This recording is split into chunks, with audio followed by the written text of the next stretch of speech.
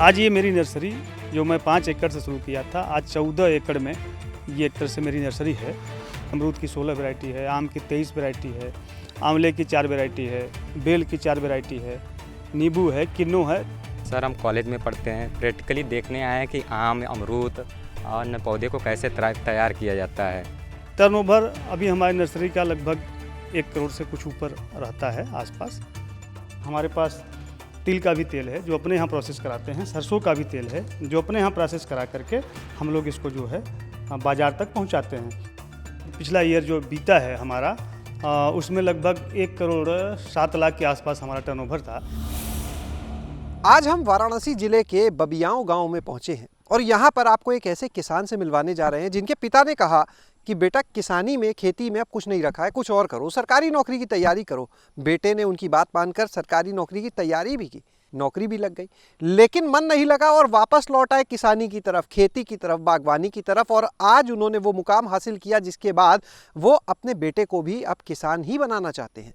हम बात कर रहे हैं इस गांव के रहने वाले शैलेंद्र रघुवंशी की, जो इस समय हमारे साथ में मौजूद है। और ये उनकी नेट हाउस में लगी हुई नर्सरी, आखिर क्यों खास है ये नर्सरी, ये इन्हीं से जानते हैं। शैलेंद्र जी, पिताजी क्यों नहीं चाहते थे कि आप खेती से जुड़ें? क्योंकि वो लोग भी पारंपरिक खेती करते थे, जैसे गन्ना है, मक्का है, धान है, गेहूं है, तो उसमें इतनी ज़्यादा इनकम नहीं थी उस समय और पैदावार भी कम होती थी, परेशानी भी ज़्यादा थी, मेहनत भी ज़्यादा था। तो उन्होंने कहा इसमें मेहनत बहुत है और मेहनत के हिसाब से आय कम है, तो कोई और काम देख लो, अगर सरकारी सर्विस देख लो, अगर वहाँ होता है तो ठीक है, नहीं कोई और काम देख लो। फिर मैं प्रयास किया और 2002 में जब यहाँ पे समूह की भर्ती आई तो उसमें मेरा सिलेक्शन भी हुआ। लेकिन मेरा मन था कि कुछ मुझे ऐसा काम करना है कि अर्थ के साथ साथ समाज का भी भला हो और सामाजिक रूप से जुड़ करके मैं समाज के लिए कुछ कर सकूं, इसलिए मैं फिर अपने खेती को चुना। आप ये बताइए, सिलेक्शन हो गया तो ज्वाइनिंग की या नहीं की, या पहले ही छोड़ दिया? मैं ज्वाइनिंग किया था, लगभग 1 सप्ताह तक मैं ड्यूटी भी किया था। उसके बाद मेरा मन उस नौकरी में नहीं लगा, मैं छोड़ दिया उसको। इसके बाद आने के बाद मुझे ये लगा और मैं देखा कि गांव से युवाओं का पलायन बहुत तेज़ी से हो रहा है, गांव में कोई रहना नहीं चाहता, क्योंकि खेती घाटे का लोग मानते हैं, अपने बेटे को कोई खेती कराने नहीं देता। शुरू में तो हमारे पिताजी की भी सोच ये थी, लेकिन मैं उनसे कहा कि नहीं, मैं इस तरह का काम करना चाहता हूँ, तो उनका पूरा सपोर्ट मुझे मिला और एक तरह से सपोर्ट के साथ साथ पूरा मार्गदर्शन भी।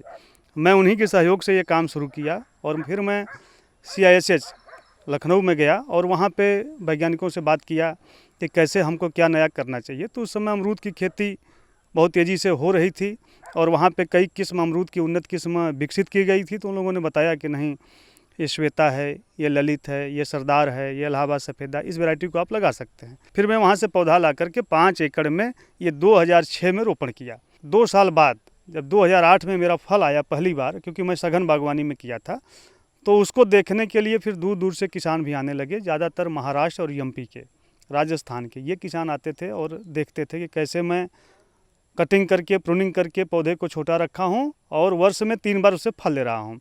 और फल को मैं खुद से तोड़ाई करवाना, ग्रेडिंग करना, पैकिंग करके उसको मार्केट तक मैं खुद पहुँचाता था।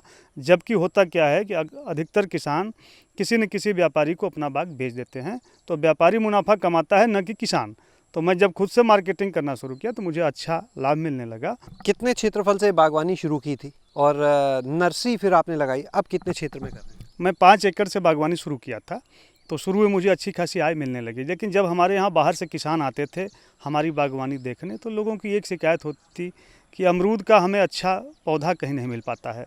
तो मैं उसी समय 2011 में अपने यहाँ एक नर्सरी स्थापित किया 1 हेक्टेयर के क्षेत्रफल में।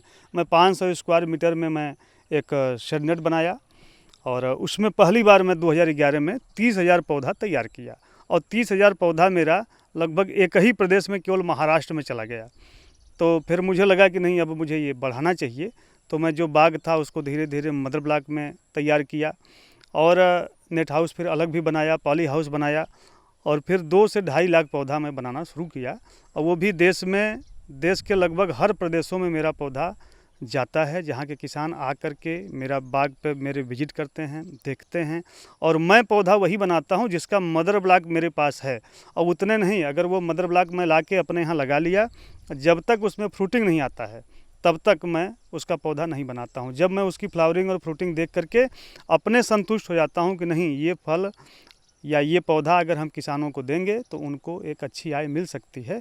तो फल और फल की साइज, क्वालिटी और उसका पौधे का उत्पादन देखने के बाद ही हम किसी को गारंटी पूर्वक कह सकते हैं। अब कितने क्षेत्रफल में है नर्सरी जो 1 हेक्टेयर से और 30,000 पौधों से शुरू हुई? आज ये मेरी नर्सरी जो मैं 5 एकड़ से शुरू किया था, आज 14 एकड़ में ये एक तरह से मेरी नर्सरी है। और मैं लगभग 13 प्रकार के फलों का अपने यहाँ मदर ब्लॉक लगाया हूँ। उसमें अलग अलग वैरायटी है, जैसे अमरूद की 16 वैरायटी है, आम की 23 वैरायटी है, आंवले की 4 वैरायटी है, बेल की 4 वैरायटी है, नींबू है, किन्नू है। तरह तरह का पौधा मैं अपने यहाँ से ले आकर के उसको लगाया और फील्ड पे देखा। जब उसका फल अच्छा लगा तो मैं आज दे रहा हूँ। आपके पिताजी आपको किसान नहीं बनाना चाहते थे, आपने मॉडल बदल दिया। आप अपने बच्चों को क्या किसान बनाना चाहते हैं? नहीं, मैं तो चाहता हूँ कि मेरे भी बच्चे इस व्यवसाय से, खेती से, व्यवसाय क्या, इसको एक तरह से ये भूमि हमारी, ज़मीन हमारी माँ है और इससे जुड़ करके अगर हम काम करें तो ये हमारे हित में भी रहेगा और समाज के हित में भी रहेगा और राष्ट्र हित में भी रहेगा। इस समय यहाँ पर शैलेंद्र जी के बेटे भी हैं, उनसे भी हम बात करेंगे, क्योंकि पिता ने तो कहा वो चाहते हैं बेटा किसान बने, लेकिन क्या बेटा ये चाहता है? क्या नाम है आपका? जी सर, मेरा नाम ओम रघुवंशी है। ओम, अभी आप क्या कर रहे हैं? पढ़ाई चल रही है, हो गई? जी, मैं अभी BSc एग्रीकल्चर कर रहा हूँ महात्मा गांधी काशी विद्यापीठ से। अच्छा, कृषि की पढ़ाई भी कर रहे हैं? जी अंकल। तो यानी मन बना लिया इस लाइन में आने का? हाँ हाँ।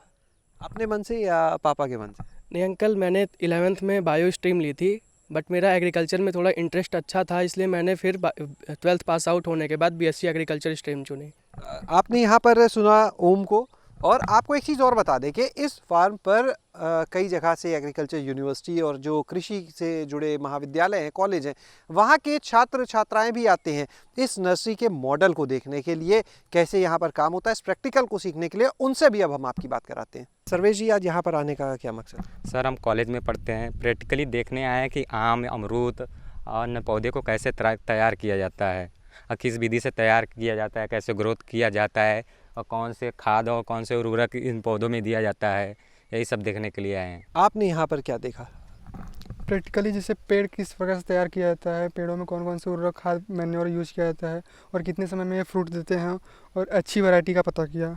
और कुछ से प्रैक्टिकली देखने और पढ़ने से बहुत अंतर होता है। एक बार प्रैक्टिकली करने से ज़्यादा नॉलेज होता है, इसीलिए नर्सरी पे आकर देखते हैं। तो यहाँ तो हम देख रहे हैं कि स्टूडेंट्स भी आए हुए थे, उनसे बातचीत होगी, तो लगातार आते रहते हैं ऐसे? हाँ, ये लगातार आते रहते हैं। यहाँ पे जितने भी एग्रीकल्चर कॉलेज हैं, BHU है या और कुछ जो भी है, वहाँ के बच्चे अधिकतर आते रहते हैं। अच्छा, एक चीज़ बताइएगा कि आज की तारीख की बात करें तो ये जो आपकी नर्सरी है, अब यहाँ से आपका टर्नओवर कितना है? जब इतने राज्यों में भेज रहे हैं तो क्या टर्नओवर है? टर्नओवर अभी हमारी नर्सरी का लगभग 1 करोड़ से कुछ ऊपर रहता है आसपास। आपको एक चीज़ और बताएं कि अब शैलेंद्र जो हैं उन्होंने इस नर्सरी के काम के साथ अपना FPO भी बना लिया है, जिसके माध्यम से तमाम तरीके के उत्पाद भी बन रहे हैं। इसके बारे में भी इनसे बात करेंगे। शैलेंद्र जी, FPO आपने कब बनाया? कितने किसान आपसे जुड़े हैं अभी? क्योंकि हम लोग तो खेती से जुड़े ही थे। ये जब FPO बनना शुरू हुआ 2021 में, मैं अपना चोलापुर कल्याण फार्मर्स प्रोड्यूसर कंपनी लिमिटेड के नाम से एक FPO बनाया, जिसमें मैं 300 किसानों से शुरू किया था और आज लगभग 4300 किसान मेरे इससे जुड़े हुए हैं और कई प्रदेशों के किसान हमारे FPO से जुड़े हुए हैं। इस समय हम मौजूद हैं शैलेंद्र रघुवंशी जी का जो FPO है उसके कार्यालय में, और यहाँ पर ये तमाम तरीके के उनके यहाँ जो उत्पाद हैं वो लगे हुए हैं।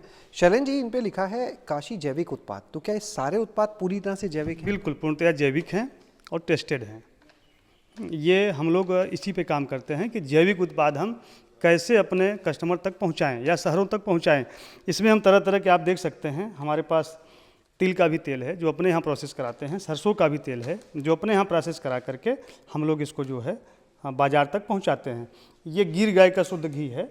और इस तरह से हम लोग दाल भी, जैसे बिना पालिश के अरहर की दाल कम जगह पे मिलती है, देसी दाल, तो उसको जो है अपने यहाँ किसानों को उससे तैयार करा करके और फिर उसकी प्रोसेसिंग करके हम लोग पैकेजिंग करके उसको मार्केट तक पहुँचाते हैं। इसी तरह मिक्स दाल है, इसमें 5 प्रकार की दालें हैं। उड़द की दाल है, मूंग की दाल है और मिलेट्स भी है, श्री अन्न, इसमें जो है कोदो है, सावा है, बाजरा है, कुटकी है, ये हम लोग अपने यहाँ तैयार करते हैं और इसका यहाँ तक कि आटा भी हम लोग बना करके इसको देते हैं। इस FPO का टर्नओवर अब कितना हो चुका है? अभी नेक्स्ट ईयर, जो पिछला ईयर जो बीता है हमारा, उसमें लगभग 1 करोड़ 7 लाख के आसपास हमारा टर्नओवर था। लेकिन अभी इस जो ये वित्तीय वर्ष चल रहा है, इसमें हमारा 4 करोड़ का लक्ष्य है कि 4 करोड़ हम टर्नओवर इसका करेंगे। तो यहाँ पर आज आपने देखा कि किस तरह से शैलेंद्र रघुवंशी जो हैं वो पहले बागवानी, फिर नर्सरी और उसके बाद एफपीओ में कदम। एक तरफ जहां नर्सरी से 1 करोड़ से ऊपर टर्नओवर, तो वहीं एफपीओ का भी टर्नओवर अब 1 करोड़ को पार कर चुका है और जो अगला लक्ष्य है वो 4 करोड़ का है। उत्पाद जितने भी वो पूरी तरह से जैविक, इसीलिए नाम भी यहाँ पर उत्पादों को दिया है काशी जैविक उत्पाद। तो ये इनका जो मॉडल है ये आपने देखा, और अब वो मानते हैं कि खेती किसानी से, कृषि व्यवसाय से एक अच्छी आमदनी की जा सकती है और यही वजह है कि वो अपने बेटे को भी किसान बनाना चाहते हैं। शैलेश अरोरा, गाँव जंक्शन।